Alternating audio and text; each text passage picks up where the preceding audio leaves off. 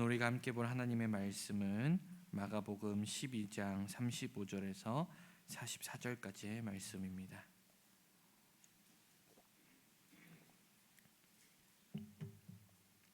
마가복음 12장 35절에서 44절까지의 말씀, 제가 가진 성경으로는 신약성경 76면 전후에 있는 말씀입니다.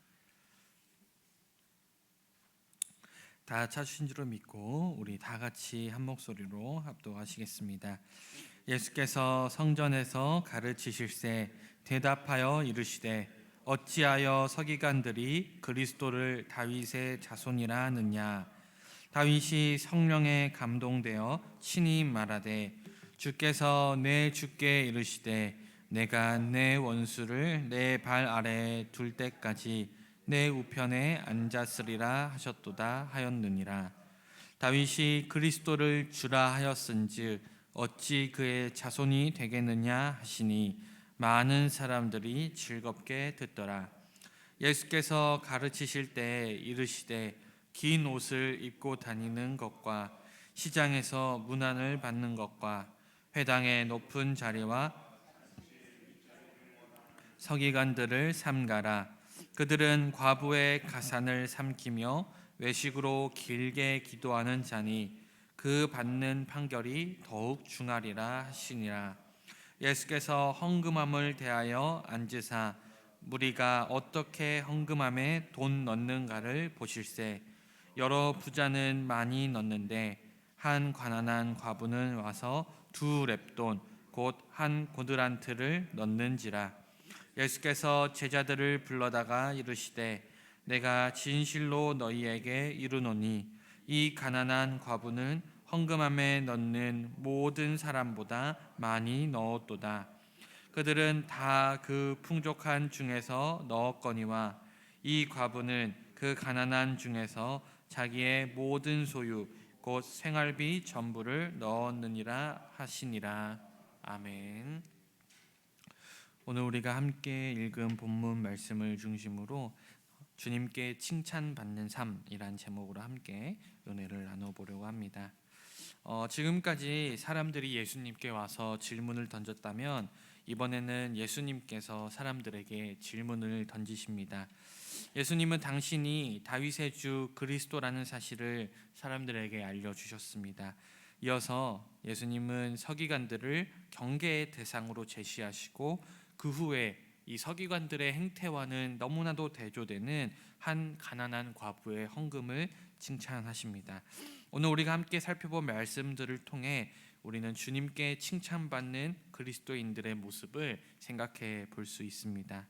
먼저 예수님은 무리에게 강론하시며 어찌하여 서기관들이 그리스도를 다윗의 자손이라 하느냐고 문제를 제기하십니다.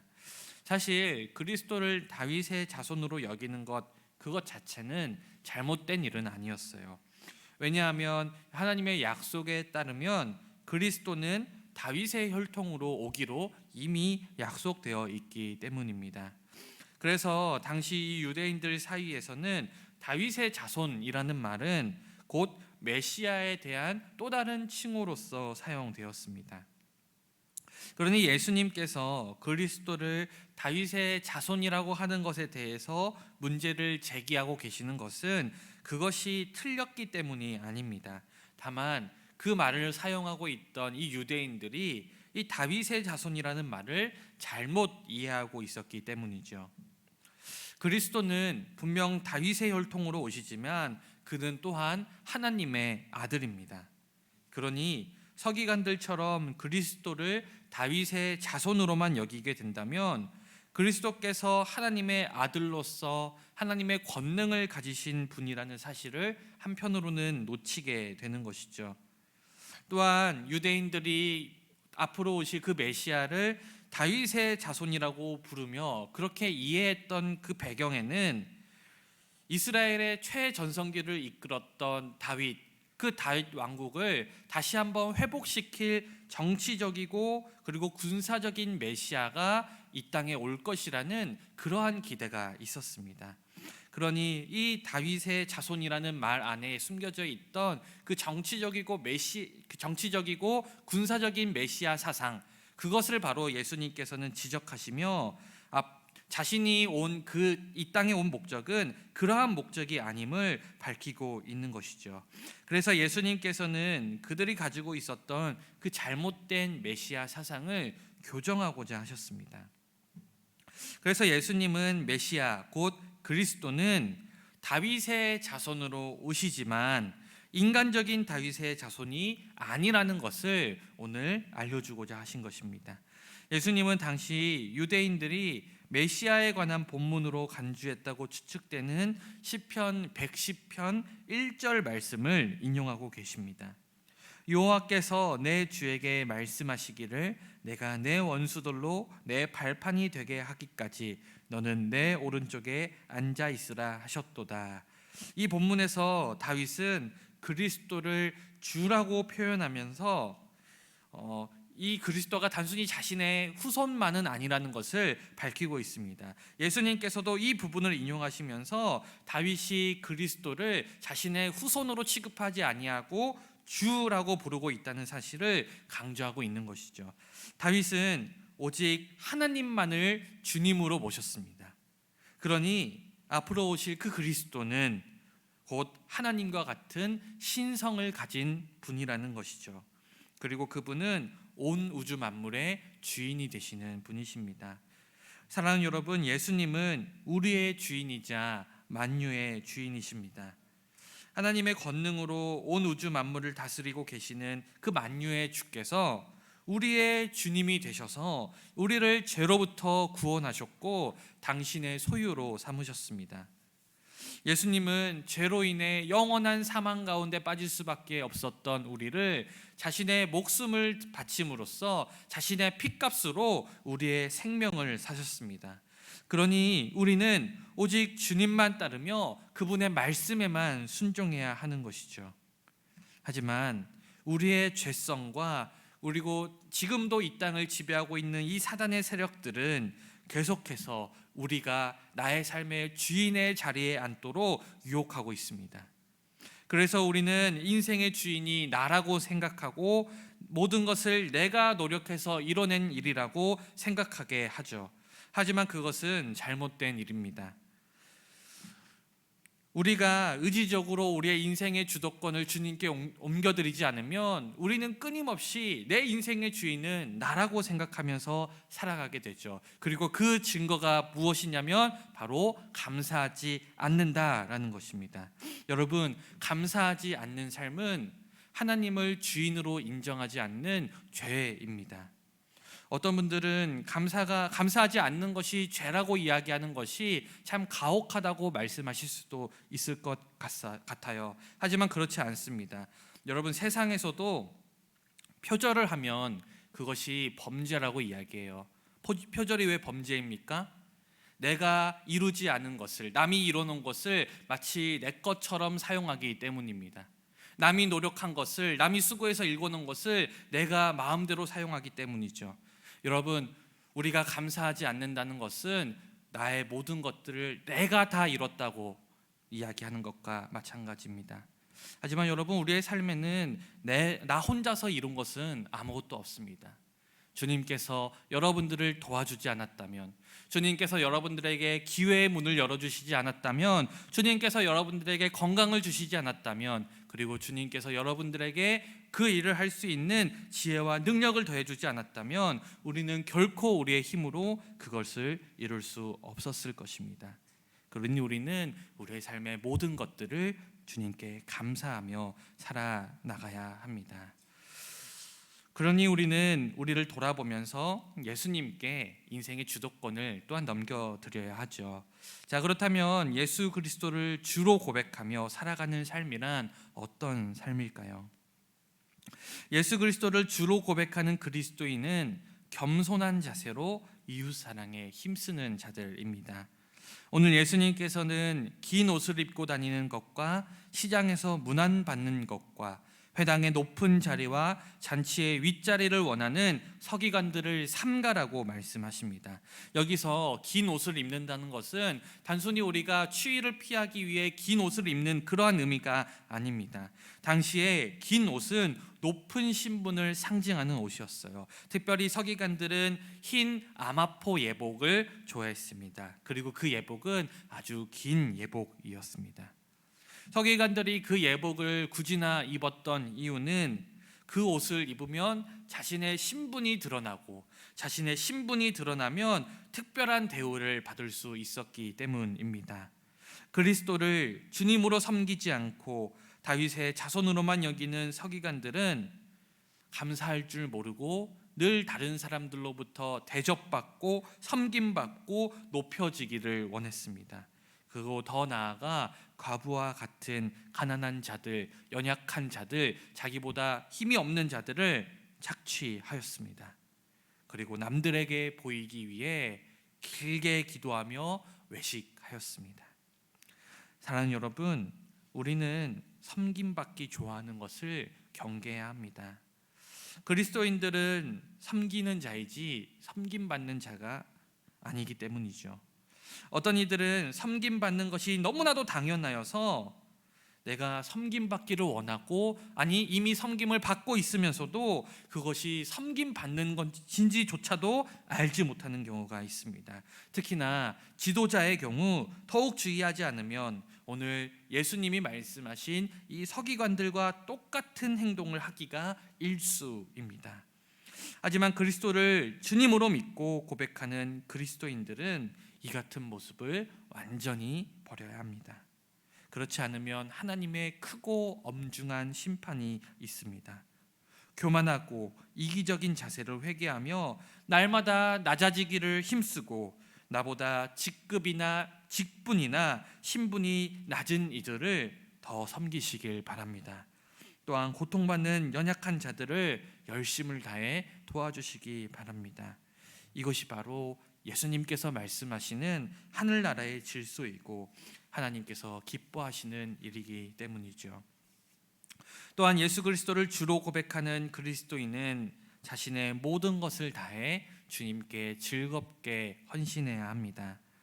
예수님은 앞서 언급하신 서기관들과 대조되는 가난한 한 과부의 헌금에 주목하십니다. 예수님이 사람들이 어떻게 헌금하는지 지켜보실 때 여러 부자들이 와서 많은 돈을 헌금합니다. 그런데 예수님께서는 헌금을 하는 많은 사람들 가운데 하루 평균 일당의 2%도 안 되는 2렙돈을 헌금한 한 가난한 과부를 칭찬하십니다. 그리고 예수님께서는 이렇게 말씀하시죠. 내가 진실로 너희에게 이르노니 이 가난한 과부는 헌금함에 넣는 모든 사람보다 많이 넣었도다. 여러분, 우리가 보기에는 이 말이 이해가 되지 않습니다. 부자보다 가난한 과부의 그 2렙돈은 턱없이 적어 보이죠. 그러나 예수님께서 그녀가 모든 사람보다 더 많이 헌금했다고 말씀하시는 그 이유는 바로 그녀가 가난한 형편 중에서도 자신의 모든 소유, 즉 자신의 생활비 전부를 주님께 드렸기 때문입니다. 여러분, 이 말씀이 우리로 하여금 우리의 생활비를 다 주님께 드려라는 그러한 말씀이 아닙니다. 여러분, 이러한 과부의 헌신은요, 사람들에게 드러나지 않는 헌신입니다. 사람들은 과부의 그 2렙돈을 보고 그것이 그녀의 생활비 전부인지 아닌지 알 길이 없습니다.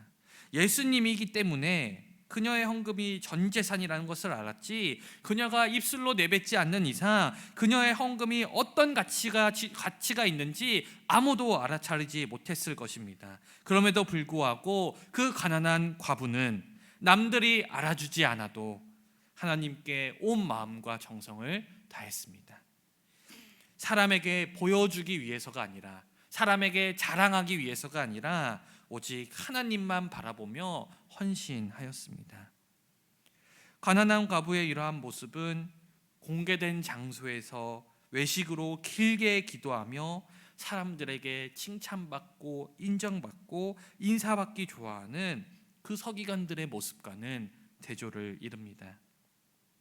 여러분, 우리는 종종 서기관들처럼 남들에게 보여주기 위한 신앙생활을 할 때가 있습니다. 사람들을 의식해서 때로는 위축되기도 하고 사람들을 의식해서 과장되게 행동하기도 하죠. 또한 우리가 헌신한 것들을 다른 사람들이 알아주지 않으면 때로는 섭섭하고 때로는 분노하고 때로는 짜증도 부리기도 합니다. 하지만 여러분, 우리는 사람들에게 인정받기 위해 신앙생활을 하는 사람들이 아닙니다. 주님께 칭찬받기 위해 늘 진실하게 신앙생활을 해야 합니다. 예수 그리스도를 믿어 그분과 연합한 그리스도인들은 주님께 심판이 아니라 칭찬을 들어야 합니다. 이를 위해 예수 그리스도를 구세주로 믿고 따르며 그분의 말씀에 전적으로 순종해야 하겠죠. 우리가 다른 것에 시선을 돌리지 않고 오직 주님의 말씀만 의지하며 나아갈 때 우리는 예수 그리스도를 주인으로 삼아 하나님께 칭찬받는 그러한 신앙생활을 해나갈 수 있습니다. 이제 말씀을 맺겠습니다.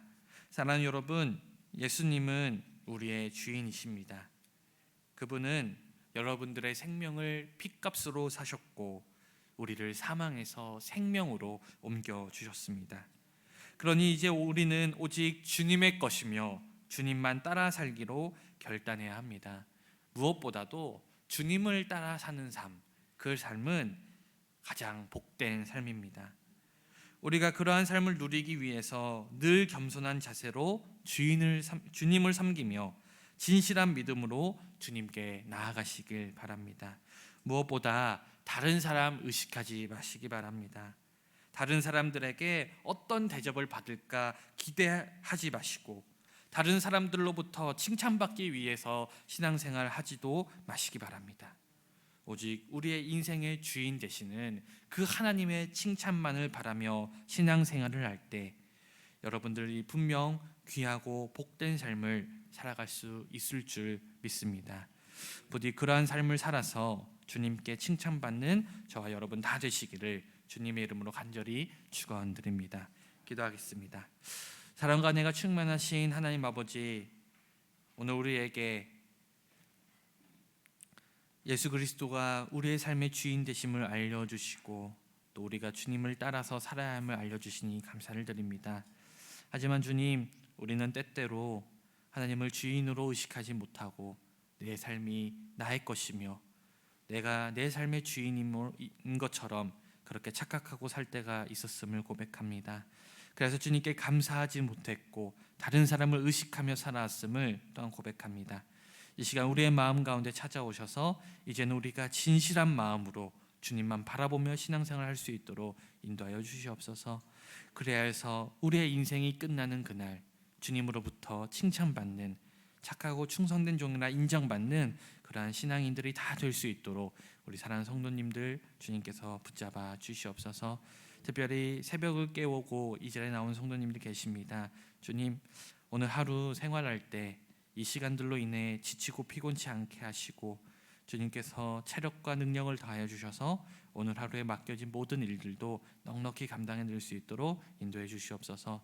또한 간절히 기도하는 그 시간들마다 주님께서 함께하여 주셔서 최고의 응답으로 우리의 삶을 인도하여 주시옵소서. 감사드리며 살아계신 우리 주 예수 그리스도의 이름으로 기도드리옵나이다. 아멘.